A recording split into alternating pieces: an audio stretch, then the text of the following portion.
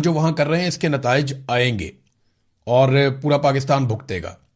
ये जिस तरफ लेकर जा रहे हैं पाकिस्तान को, ये खतरनाक हद तक चीज़ों को ख़राब कर रहे हैं। यानी एक पॉलिटिकल पार्टी को जो सबसे मकबूल है उसको मुकम्मल तौर पे अवाम से दूर कर देना, उसको इलेक्शन ना लड़ने देना और अवाम का मुकम्मल तौर पे जिद करना उसके मुकाबले में। यानी वहां नौजवानों को देखें, पब्लिक को देखें, वो मिलिट्री एस्टेब्लिशमेंट के खिलाफ पाकिस्तान तहरीक इंसाफ को सपोर्ट कर रहे हैं। यानी अब इस वक्त एक ताज़ा खबर यह आती है कि गिलगित बल्तिस्तान में इलेक्शन को काबू करने के लिए 5,000 पुलिस एहलकार पंजाब से जाएंगे। अब ये पंजाब पुलिस को क्यों भिजवाया जा रहा है? देखें, खैबर पख्तूनख्वा भी है, सिंध भी है और जगह भी है, लेकिन पंजाब पुलिस को क्यों भिजवाया जा रहा है? ताकि यूनिफॉर्म जो है वो पुलिस का इस्तेमाल हो घटिया काम के लिए, गलत काम के लिए, धांधली के लिए पुलिस का यूनिफॉर्म इस्तेमाल किया जाए। और प्री पोल धांधली तो पहले ही शुरू हो चुकी है। पाकिस्तान तहरीक इंसाफ के लोगों को जाने से रोका जा रहा है। वो साद रफीक भी फंस गए बीच में, वो भी नहीं जा पाए बेचारे। इनके अपने लोग, इनके अपने साबिक वुज़रा, इनके रहनुमा शिकायतें कर रहे हैं कि यार ये पाकिस्तान की क्या हालत कर दी आपने, अब सिक्योरिटी का बहाना ना बना लीजिएगा। और बाद में तलाल चौधरी ने जो बहाना बनाया वो सिक्योरिटी का ही बनाया, बदकिस्मती से। यानी बिलावल के 5 जलसों का शेड्यूल आ गया, आसिफा जरदारी के 2 जलसों का शेड्यूल आ गया, पीएमएलएन के जलसों का शेड्यूल बार बार आ रहा है। सारे पीएमएलएन के और पीपल्स पार्टी के रहनुमा वो पहुंचे हुए हैं गिलगित बल्तिस्तान और बेहतरीन मौसम भी इंजॉय कर रहे हैं, वो कंपेन भी चला रहे हैं। उन्हें रोकने वाला ही कोई नहीं है, उन्हें कोई पूछता ही नहीं है, वो जहां दिल करता है जाते हैं, उन्हें प्रोटोकॉल दिए जाते हैं। लेकिन पाकिस्तान तहरीक इंसाफ के लोगों को, चाहे वो नौजवान है वहां पे, वहां के मकामी लोग हैं, या बाहर से पाकिस्तान तहरीक इंसाफ के लोग कंपेन चलाने जाते हैं, तो उनको मिलिट्री एस्टेब्लिशमेंट रोक लेती है। कभी पंजाब पुलिस के जरिए से यहां इस्लामाबाद एयरपोर्ट पे रोक लेती है, कभी गिलगित बल्तिस्तान की पुलिस को इस्तेमाल करते हैं और वहां पे लोगों की गिरफ्तारियां करते हैं, उनको सूबा बदर करते हैं। तो ये सूरत हम लगातार होती हुई देख रहे हैं। गिलगित बल्तिस्तान में सबसे बड़ा जुर्म जो किया गया वो नौजवानों के वोटों को एक इलाके से दूसरे इलाके में दूर दराज मुंतकिल कर दिया गया। गिलगित बल्तिस्तान के लोगों को एकजुट होकर सोचना पड़ेगा और एक दूसरे को सपोर्ट देनी पड़ेगी। चाहे आपके फासले जितने मर्जी हैं, आपको ये फासले समेटने पड़ेंगे और आपको अपने नताइज लेकर उठना पड़ेगा, वरना आपके ऊपर एक ऐसी हुकूमत मुसल्लत कर दी जाएगी जैसी हुकूमत पाकिस्तान पर मुसल्लत की गई है। आप देखें पाकिस्तान की हालत क्या बन गई है। कोई एक शोबा भी तरक्की नहीं कर रहा। लोगों को रोजाना की बुनियाद के ऊपर झटके लगाए जा रहे हैं। अभी जो कुछ बजट में होने जा रहा है, अभी सिर्फ चंद चीजें सामने आई हैं, लोगों के 14 तबक रोशन हो गए। मैंने पिछले वीलॉग में आपको बताया कि जो लेवी वसूल की जा रही है, जालिमाना लेवी जो नवाज शरीफ ने वसूल की, शहबाज शरीफ ने वसूल की, जो तबाही फेर दी इन्होंने इस कौम के साथ पिछले 4 सालों में, जितनी लेवी इन्होंने वसूल की है उससे डबल का टारगेट इनको दिया है आईएमएफ ने, और डबल से भी ज्यादा का टारगेट है। यानी आप इस बात पे ज़हनी तौर पे तैयार रहें कि जैसे आपने पेट्रोल खरीदा है, इससे डबल लेवी के साथ आप पेट्रोल खरीदेंगे अगले 5 सालों में। तो इतना बड़ा टारगेट इन्होंने रख लिया अपने लिए, और ये आईएमएफ की बाकायदा रिपोर्ट के अंदर छपा हुआ है। और जो चीजें मजीद हैं इसके अंदर मैं आगे चल के आपको बताता हूं, लेकिन पहले आजाद कश्मीर में भी जाना पड़ेगा। आजाद कश्मीर की सूरत हाल भी कोई अच्छी नहीं है। वहां पे मुज़ाकरात हुए हैं हुकूमत के बीच में और ज्वाइंट एक्शन कमेटी के बीच में, और उन मुज़ाकरात का नतीजा क्या निकला ये आप देख लीजिए, क्योंकि वहां से सौराब बरकत साहब बड़े शानदार जर्नलिस्ट हैं, आजाद कश्मीर को रिपोर्ट करते हैं और इस जमीन में उनको सजा भी मिल चुकी है कि आप आजाद कश्मीर को रिपोर्ट क्यों करते हैं। लेकिन उन्होंने दोबारा रिपोर्ट किया, वो बताते हैं कि आजाद कश्मीर से बड़ी खबर, ज्वाइंट अवामी एक्शन कमेटी ने 9 जून को पूरे आजाद कश्मीर में शटर डाउन हड़ताल और मुकम्मल बंद करने की कॉल दे दी है। हुकूमत पाकिस्तान और ज्वाइंट अवामी एक्शन कमेटी के दरमियान मुज़ाकरात में डेडलॉक बरकरार है। अवामी एक्शन कमेटी के मरकजी रहनुमा शौकत नवाज मीर के मुताबिक हुकूमती नुमाइंदों ने एहतजाज की कॉल वापस लेने का मुतालबा किया, तहम एक्शन कमेटी ने इनकार कर दिया है। ये जरा थोड़ा सा मैं आपको इसकी और तफसीलात के अंदर लेकर जाता हूं कि यहां हुआ क्या। एक्चुअली जो सबसे इंपॉर्टेंट चीज है वो मुहाजिरीन की नशिस्तें हैं। यानी जो मकबूजा कश्मीर के हवाले से यहां पे सीटें दी जाती हैं, लाहौर के अंदर, पंजाब के अंदर, या एक आधी खैबर पख्तूनख्वा में, एक आधी सिंध में, कि कश्मीरियों को हमने यहां से भी सीटें देनी है। इन सीटों की बुनियाद के ऊपर ये आजाद कश्मीर में हुकूमत कंट्रोल कर लेते हैं। यानी मिलिट्री एस्टेब्लिशमेंट अपने कठपुतली बंदों को जितवाती है पंजाब से, केपी से और सिंध से। यहां तो बड़े आराम से वो बंदे जितवा लेते हैं अपने, चंद 100 वोटों के ऊपर फैसला हो जाता है, उन्होंने कंट्रोल किया। वहां से वो 12 बंदों को लेकर जाते हैं आजाद कश्मीर में कि जनाब ये मेंबर बन के आ गए, और इनके जरिए से वो अपनी मर्जी की हुकूमत बना लेते हैं, कठपुतली हुकूमत। यानी आजाद कश्मीर में अगर थोड़े बहुत बंदे भी उनको इधर उधर मिल जाए ना मुख्तलिफ पॉलिटिकल पार्टीज के, तो वो इकट्ठे करके 12 बंदे ये वाले शामिल करके अपनी आराम से हुकूमत बना लेते हैं। ये मिलिट्री एस्टेब्लिशमेंट का एक पुराना तरीकाकार है। अब इस तरीकाकार के खिलाफ आजाद कश्मीर के अवाम खड़े हो गए। तो मुहाजिरीन नशिस्तों के मामले पर तमाम स्टेक होल्डर्स अभी तक मुत्तफिक नहीं हुए। अपोजिशन भी बैठी, हुकूमत भी बैठी, सारे बैठे थे। तो ऑल पार्टीज कॉन्फ्रेंस बुलाने पे इत्तफाक हुआ, जनाब हम सारों को बुला लेते हैं। मुज़ाकरात का अगला दौर आइंदा हफ्ते होगा। मुज़ाकरात के बाद राणा सनाउल्लाह ने मीडिया से बात की। अब जो मुज़ाकरात हैं वो 6 या 7 तारीख को मुज़ाकरात किए जाएंगे। और जो जम्मू कश्मीर ज्वाइंट अवामी एक्शन कमेटी है, उन्होंने कहा जी हमारे डेडलॉक बरकरार है। ये हमें कहते हैं कि आप एहतजाज खत्म कर दें या कॉल वापस ले लें। हम कॉल वापस नहीं ले रहे। अब 6 या 7 जून को दोबारा मीटिंग होगी। उस मीटिंग में अगर अवामी एक्शन कमेटी ने हुकूमत की बात मान ली और एहतजाज मौखर कर दिया तो ठीक है, वरना उसके बाद मैं आपको पहले बता रहा हूं कि वहां क्रैकडाउन शुरू हो जाएगा बड़े पैमाने पर, और आजाद कश्मीर के लोगों को तैयार रहना पड़ेगा। कमेटी ने क्या अनाउंस किया वो मैं आपको बता देता हूं। हुकूमती मुतालबा मुस्तरद। ज्वाइंट अवामी एक्शन कमेटी 9 जून को रियासत गिर एहतजाज के ऐलान पर कायम है। मुज़ाकरात के दौरान हड़ताल मौखर करने की दरखास्त मुस्तरद, और 2 टोक मौक़िफ़ इनका सामने आ गया। शौकत नवाज मीर ने मुज़ाकराती एलामिया जारी करते हुए अवाम से तैयारियां तेज करने की अपील कर दी। मुतालबात की मंजूरी तक अवामी जद्दोजहद जारी रहेगी। मेंबर ज्वाइंट अवामी एक्शन कमेटी शौकत नवाज मीर। रियासत भर के शहरियों और ओवरसीज कश्मीरियों से 9 जून के एहतजाज में भरपूर शिरकत की अपील। हुकूमत की संजीदा कोशिशों का खैर मकदम करते हैं, मगर मुतालबात के हुसूल तक एहतजाज जारी रहेगा। 9 जून को रियासत गिर पहिया जाम और शटर डाउन हड़ताल, इसका ऐलान बरकरार है। मुज़ाकराती अमल जारी रहेगा। आइंदा पेशरफ्त की सूरत में मजीद ऐलान किया जाएगा।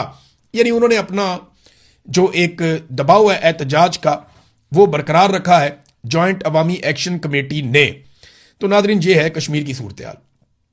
गिलगित बल्तिस्तान और कश्मीर में पाकिस्तान की मिलिट्री एस्टेब्लिशमेंट हर हाल में अपनी हुकूमत बनाना चाहती है। अब मैं आपको एक और चीज दिखाता हूं, ये देखें जरा, ये चंद तस्वीर हैं, इनको जरा गौर से देखें।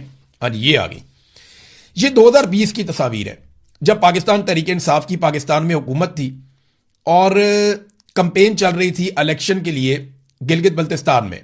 मैं इस इलेक्शन को कवर करने के लिए गिलगित बल्तिस्तान गया था। मुझे याद है बड़ी फेस्टिविटी थी, बड़ा माहौल बना हुआ था, जैसे एक फैंसी ड्रेस शो चल रहा हो। यहां मरियम नवाज और बिलावल जरदारी जो है वो नए नए ऐसा लगता है लॉन्च हो रहे थे, और ये लोग बहुत इंजॉय कर रहे थे 2020 में इस इलेक्शन को। ये जरा आप तस्वीर देखें ना, इन लोगों ने कितना इंजॉय किया, कैसे जबरदस्त कॉस्ट्यूम पहने, कितने अच्छे फेस्टिवल के अंदाज में इन्होंने यहां पे कंपेन की। ना इनमें से किसी को गिरफ्तार किया गया, ना इनमें से किसी को टॉर्चर किया गया, ना इनमें से किसी को सूबा बदर किया गया, बल्कि इनको पूरी तरह से फैसिलिटेट किया गया। और ये वहां जिन होटलों में ठहरे हुए थे वहां पे मैंने इनकी सिक्योरिटी भी देखी, शानदार सिक्योरिटी, चाहे मरियम नवाज है चाहे बिलावल है, इन्हें फराहम की गई थी और पूरा प्रोटोकॉल था इनके पास। मुकम्मल आजादी थी इनको इलेक्शन लड़ने की, और इन्होंने आजादी के साथ इलेक्शन लड़ा, कुछ सीटें जीती और बाकी सीटें हार भी गए, लेकिन इन्हें किसी ने कुछ कहा नहीं। लेकिन अब अगर आप सूरत देखें तो बिल्कुल मुख्तलिफ है। यानी पाकिस्तान तहरीक इंसाफ को यह कहते हैं कि उनका रवैया ठीक नहीं था, तो आज जो रवैया है वो क्या है? तहरीक इंसाफ ने तो इन्हें इलेक्शन लड़ने का मौका दिया था। अभी खैबर पख्तूनख्वा में इलेक्शन हुआ कुछ अर्सा पहले, जिसमें ये इलेक्शन जो उमर अयूब साहब की सीट खाली हुई थी वहां पे इलेक्शन हुआ, तो पीएमएलएन का कैंडिडेट वहां जितवा दिया गया। केपी के हुकूमत कुछ भी नहीं कर सकी, उनकी वहां पे हुकूमत है, वो चाहते तो वो भी ये सारा कुछ कर सकते थे। उन्होंने कुछ बुरा नहीं किया, कुछ ऐसा नहीं किया। मिलिट्री एस्टेब्लिशमेंट जो है वो पूरी तरह से पीएमएलएन का साथ दे रही थी वहां एबटाबाद के इलेक्शन में। तो ये बात हमें जहन में रखनी पड़ेगी कि पाकिस्तान तहरीक इंसाफ का जो रवैया है वो जमहूरी था और आज भी जमहूरी है। जबकि मुस्लिम लीग नून ने मिलिट्री एस्टेब्लिशमेंट के साथ मिलकर, बल्कि आसिफ अली जरदारी ने भी, पीपल्स पार्टी में इसलिए नहीं कहता कि पीपल्स पार्टी में तो जरदारियों ने कब्जा कर लिया, एक्चुअली जो पीपल्स पार्टी है वो तो भुट्टों की थी, पीपल्स पार्टी तो जियालों की थी, पीपल्स पार्टी तो जमहूरियत पसंदों की थी, पीपल्स पार्टी तो एंटी एस्टेब्लिशमेंट सोच रखने वालों की थी, पीपल्स पार्टी तो सिविलियन बालादस्ती की बात करती थी। आज जो पीपल्स पार्टी है जिस पे कब्जा हो गया जरदारियों का, ये एस्टेब्लिशमेंट के हाथ मजबूत करने वाली, ब्रूट मेजॉरिटी पे यकीन रखने वाली और डंडे वाली जमहूरियत चलाने वाली पीपल्स पार्टी है। और ये तीनों बातें बाप बेटे ने की हुई है, बिलावल जरदारी ने और आसिफ जरदारी ने। बहरहाल ये इस वक्त वैसा बिल्कुल लेवल प्लेइंग फील्ड नहीं है जैसा इमरान खान साहब के दौर में पीपल्स पार्टी और पीएमएलएन को दिया गया था। अब नाजरीन, एक चीज मैं आपके सामने और रखता हूं।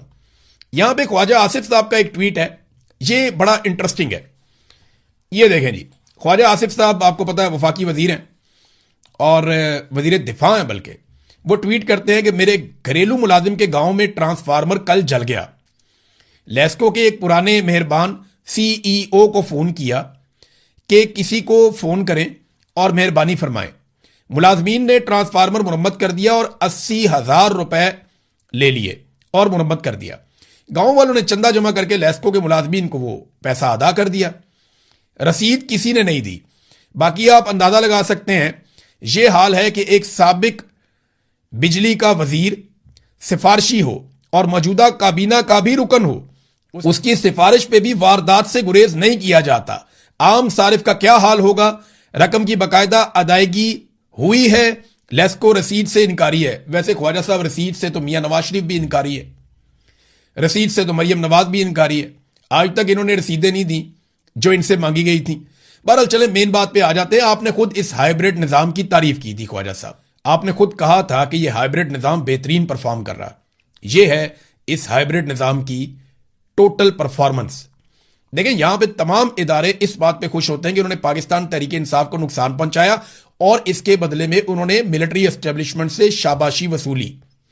अगर ख्वाजा आसिफ साहब आपने उस सीईओ की जगह पे मिलिट्री के किसी कैप्टन को या कर्नल को आपने कहा होता या किसी एजेंसी के बंदे को कहा होता तो आपका काम बगैर पैसों के भी हो जाता।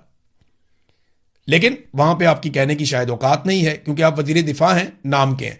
पाकिस्तान पता कब आगे बढ़ेगा? पाकिस्तान तब आगे बढ़ेगा जब ख्वाजा आसिफ से मिलने के लिए फील्ड मार्शल आसिम मुनीर वक्त मांगेंगे और जब मीटिंग होगी तो कमांड ख्वाजा आसिफ के हाथ में होगी और जो फैसले होंगे वो ख्वाजा आसिफ करेंगे और फैसलों पे अमल दरामद फील्ड मार्शल आसिम मुनीर करेंगे। तब पाकिस्तान आगे बढ़ेगा। ये मैंने आपको सादा सादा फार्मूला बता दिया। ख्वाजा आसिफ की जगह कोई भी वजीर दिफा होगा तो आर्मी चीफ को उसके अंडर में होना चाहिए। आज आर्मी चीफ की पावर यह कर दी गई है आइन में कि एक आर्मी चीफ को हटाने के लिए आपको 2/3 अक्सरियत चाहिए, जबकि वजीर आजम को हटाने के लिए सादा अक्सरियत, स्पीकर को हटाने के लिए सादा अक्सरियत, वजीर आला को हटाने के लिए सादा अक्सरियत, आपको बेशुमार ओहदों से लोगों को हटाने के लिए चेयरमैन सेनेट, ये वो आपको सादा अक्सरियत। लेकिन अगर आपने आर्मी चीफ को हटाना है तो आपको 2/3 अक्सरियत चाहिए। ये इस मुल्क में आर्मी चीफ की पावर को बढ़ा दिया गया। तो जब आवे का आवा बिगड़ा हुआ होगा ना तो फिर यही होगा ख्वाजा आसिफ साहब जो आपके साथ हो रहा है। आज ख्वाजा साद रफीक ने शिकायत की, आज ख्वाजा आसिफ ने भी शिकायत की। इनके अपने वजीर तंग आ गए हैं और थोड़े अरसे के बाद देखिए जिस आदमी में थोड़ी सी भी जमहूरी सोच होगी ना, जरा सी भी, वो तंग आ जाएगा इस निजाम से। इसके साथ कोई भी पॉलिटिकल आदमी चल ही नहीं सकता। कोई भी आजाद जहन का आदमी जिसका जहन 24 घंटों में 5 मिनट के लिए भी आजाद होगा ना, वो 5 मिनट के लिए घुटन महसूस करेगा। जो इस निजाम के अंदर इस वक्त हो रहा है, जिस तरह जकड़ लिया ना मिलिट्री एस्टेब्लिशमेंट ने, हर एक का सांस बंद होगा। ये मेरी बात आप लिखकर रख ले। मैं एक बात बार बार कहता हूं, बारी बारी सबकी बारी। वो सहाफी जो कल इंजॉय करते थे ना कि आज इसको मार पड़ रही है, इसको मार पड़ रही है, मैंने उस वक्त कहा था कि बारी बारी सबकी बारी, और उन सबकी बारी आई। जो रह गए हैं ना, मेरी बात लिखकर रख लें, आप सबकी भी बारी आएगी। आज भी इकट्ठे हो जाएं, सारे सियासतदान इकट्ठे हो जाएं, सारे सहाफी इकट्ठे हो जाएं और पाकिस्तान की मिलिट्री एस्टेब्लिशमेंट को यहां पर रोकें और उन्हें कहें कि आप अपना आईनी काम करें और हमें हमारा काम आप करने दें आजादी के साथ। तभी पाकिस्तान आगे बढ़ेगा। एक और वजीर का बयान आया था, वो कहता है जी अपर क्लास थी वो मिडिल क्लास बन गई, मिडिल क्लास लोअर क्लास बन गई और लोअर क्लास का बेड़ा गर्क हो गया। ये एक और वजीर है, काबीना का मेंबर है, वो बेचारा भी ये कह रहा है। और ये लोग झूठ नहीं बोल रहे। पाकिस्तान की सिचुएशन ही ये है। अब ये देखें ना, जो नया बजट तैयार हुआ है इसमें कुछ ऐसी तजावीज हैं कि आप हैरान हो जाएंगे। कई शोबों में भारी टैक्सेस लगने जा रहे हैं। मैंने अभी आपको बताया था कि ये लेवी में क्या करने जा रहे हैं। बिजली में बहुत खौफनाक काम होने जा रहा है। सोलर पैनल के ऊपर टैक्सेस लगेंगे। वजह यह है कि आईपीपी पैसा कैसे कमाएंगी, बिजली के ऊपर आप टैक्स कैसे लेंगे अगर लोग सोलर लगाएंगे, तो लिहाजा सोलर के ऊपर टैक्स लगेगा। इलेक्ट्रिक और हाइब्रिड गाड़ियों पर टैक्सों में इजाफा किया जाएगा और यह आईएमएफ के कहने पे हो रहा है। हाइब्रिड गाड़ियों पर टैक्स 8% से बढ़ाकर 18% कर दिया जाएगा। सोलर पैनल पर जीएसटी 10% से बढ़ाकर 18% कर दी जाएगी। आईएमएफ ने इलेक्ट्रिक व्हीकल्स पर, यानी जो ये इलेक्ट्रिक गाड़ियां आती हैं, इन पर जर्नल सेल टैक्स 1% से बढ़ाकर 18% करने की सिफारिश कर दी। पूरी दुनिया में इलेक्ट्रिक गाड़ियां और हाइब्रिड गाड़ियां, उनको अप्रिशिएट किया जाता है कि ये गाड़ियां लेकर आओ ताकि हमारा फ्यूल कम खर्च हो, हमारे मुल्क का पैसा बचे। और दूसरा फॉर्मूला ये होता है कि इससे हमारा माहौल बचता है, इससे पोल्यूशन कम होती है, इससे खर्चा कम होता है, कौम की भी बचत होती है। पूरी दुनिया में अप्रिशिएट करते हैं, इन गाड़ियों के ऊपर टैरिफ टैक्स कम लगाते हैं, लेकिन पाकिस्तान में इनमें टैक्स बढ़ाया जा रहा है। वजह क्या है? ताकि लोग तेल खरीदने पे मजबूर हों। इलेक्ट्रिक या हाइब्रिड गाड़ियां लेंगे तो तेल कम खर्च होगा, तो ज्यादा तेल खर्च होना चाहिए, क्योंकि तेल से इन्होंने लेवी इकट्ठी करनी है और कौम को चूना लगाना है। और फिर बिजली आप आईपीपी से खरीदेंगे तो आप बिल देंगे ना। जब आप सस्ता सोलर आपको मिलेगा तो आप सोलर लगा लेंगे। लिहाजा सोलर को डिस्करेज करने के लिए उसके ऊपर भी टैक्स लगाने की तैयारी, और ऐसी बेशुमार चीजें आपको इस आने वाले बजट में लगातार नजर आएंगी। और इस जुल्म के ऊपर अब लोग बोलना शुरू हो गए हैं। यहां पे जावेद हाशमी साहब का एक स्टेटमेंट है, बड़ा ही सख्त स्टेटमेंट है, मैं आपको पढ़ के सुनाता हूं। जावेद हाशमी साहब कहते हैं कि दुनिया के स्टेज पर इस वक्त दो ही फाशिस्ट मौजूद हैं, एक डोनाल्ड ट्रंप और दूसरा आसिम मुनीर। दोनों एक दूसरे की दिन रात तारीफ और तौसीफ में मगन है। आज स्कर्दू की फ्लाइट पर जाते हुए असद कैसर के साथ जो सलूक किया गया वो सबके सामने है। वफाकी दारुल हुकूमत के एयरपोर्ट की ट्रैफिक कई घंटों तक सिर्फ इसलिए बंद रखी गई कि एक सियासी जमात का रहनुमा इंतखाबी मुहिम के लिए ना जा सके। जुनेद अकबर को भी इंतखाबी मुहिम के इलाके से निकाल दिया गया। आसिम मुनीर, तुम एक फाशिस्ट हो, और फाशिस्ट चाहे वो मुसोलिनी हो, रोमानिया का चाउशेस्कू हो या हिटलर, इन सब का अंजाम तारीख में दर्ज है। जब अपनी ही अवाम और अपनी ही फौज किसी के खिलाफ हो जाए तो फिर क्या होता है। ये नाजरीन जावेद हाशमी साहब का बड़ा सख्त ट्वीट है। तो ये सिचुएशन थी नाजरीन पाकिस्तान में, और पाकिस्तान से बाहर भी कुछ खबरें हैं। एक तो डोनाल्ड ट्रंप ने कहा कि मुझे कोई जल्दी नहीं है, मैं कोई खराब डील नहीं करना चाहता। दूसरी जानिब ईरान की जानिब से भी एक रद्द-ए-अमल सामने आया, और जो रद्द-ए-अमल आया वो ईरानी सरकारी मीडिया की जानिब से आया है। ईरानी सरकारी मीडिया की एक रिपोर्ट के मुताबिक ईरान और अमेरिका के दरमियान एक गैर सरकारी मफाहमत के मुसव्वदे को फाइनल किया गया फिलहाल, जिस पे अभी कुछ चीजें बाकी हैं। इसके तहत ईरान को आबनाए हुर्मुज़ से गुजरने वाले जहाज रानी पर वसी तर कंट्रोल हासिल हो जाएगा, जिसमें इन बहरी जहाज़ों की दर्जाबंदी करने, उनका मुआयना करने और मुमकिना तौर पर इन पर पाबंदी लगाने की सलाहियत भी शामिल है। जिन्हें वो अपने लिए खतरा समझता है उन पर पाबंदी लगाएगा। रिपोर्ट के मुताबिक इस मुसव्वदे में अमेरिका की जानिब से यह अहद भी शामिल है कि वो 60 दिनों के अंदर ईरान के मुंजमद किए गए $12 अरब के असासों को रिलीज करवाने में मदद करेगा। ताहम रिपोर्ट में इस बात पर जोर दिया गया है कि यह मतन अभी हतमी नहीं है और इस पर अभी मुज़ाकरात जारी हैं। यह ईरान के सरकारी मीडिया ने बताया। जबकि डोनाल्ड ट्रंप ने एक और बात की है कि आबना हुर्मुज़ के हवाले से एक इंटरव्यू में उन्होंने कहा जी उस पर मेरी ज्यादा तवज्जो नहीं है, मेरी ज्यादा तवज्जो ईरान की एटमी सलाहियत के हवाले से है। और वहां पे ईरान ने बड़ा क्लियरली बता दिया है कि ठीक है, हम उसकी निगरानी के लिए तैयार हैं और ये गारंटी देने के लिए तैयार हैं कि हम एटमी धमाका करने नहीं जा रहे। तो ये तो ईरान पहले भी कह रहा था। डोनाल्ड ट्रंप को कोई सही फेस सेविंग नहीं मिल रही और इसी वजह से ये मामला ताखीर का शिकार हो रहा है। एक और अपडेट यह है कि डोनाल्ड ट्रंप का एक वजीर जो है वो भारत में खड़ा होकर भारत के लिए बोलता है और दूसरा वजीर जो है वो पाकिस्तानी फील्ड मार्शल और वजीर आजम की तारीफ करता है। यानी मार्को रूबियो पाकिस्तान के खिलाफ बोला भारत में खड़ा होकर, और पीट हेग्सेट जो वजीर दिफा है वो पाकिस्तान के वजीर आजम और फील्ड मार्शल की तारीफ करता है। यह बड़ा दिलचस्प है। देखिए, अमेरिका को अफगानिस्तान में अपने अहदाफ के लिए, ताकि खित्ते पे उसका कंट्रोल रहे, पाकिस्तान की जरूरत है, और चीन को कंट्रोल या काउंटर करने के लिए उसे भारत की जरूरत है। इसलिए वो दोनों को साथ चलाएगा। अमेरिका ने पाकिस्तान में हर डिक्टेटर को सपोर्ट किया। यह पहली दफा नहीं हुआ। यह ऐसा नहीं है कि पहली दफा पाकिस्तानी किसी डिक्टेटर की तारीफें हो रही हैं। यह आसिम मुनीर अकेले नहीं है।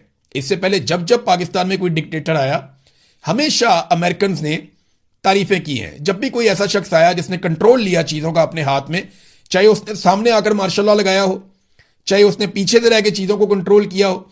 हाइब्रिड निजाम ख्वाजा आसिफ खुद कहते हैं, तो हमें कोई जरूरत नहीं है किसी और गवाही की। यानी ये कोई ऐसी मायूब बात नहीं रही पाकिस्तान में कि कंट्रोल आसिम मुनीर के पास है, क्योंकि ख्वाजा आसिफ जो वजीर दिफा हैं वो अपने मुंह से कहते हैं और बाकी वुजरा भी अपने मुंह से कहते हैं। कई वुजरा तो ये भी कहते हैं कि आसिम मुनीर साहब की तारीफ करते हुए कि उन्होंने ये फैसला कर दिया, वो ये करने वाले, अब वो करने वाले। तो ये सारी चीजें एक सियासी आदमी करता है। अब वो क्योंकि एक सियासी एंटिटी है तो उन्हें सियासी मामलात में तनकीद का सामना भी करना पड़ेगा। बहरहाल ये पहले आदमी नहीं है जिसकी अमेरिका तारीफ कर रहा है। अमेरिका ने हमेशा डिक्टेटरों को तारीफ की, उनसे काम निकलवाया और फिर टिश्यू पेपर की तरफ फेंक दिया। नुकसान किसका हुआ? हर मर्तबा पाकिस्तान का हुआ। खबरें और भी है मेरे पास, लेकिन वक्त खत्म हो गया। अब तक के लिए इतने। अपना ख्याल रखिएगा, अपने इस चैनल का भी। अल्लाह हाफिज।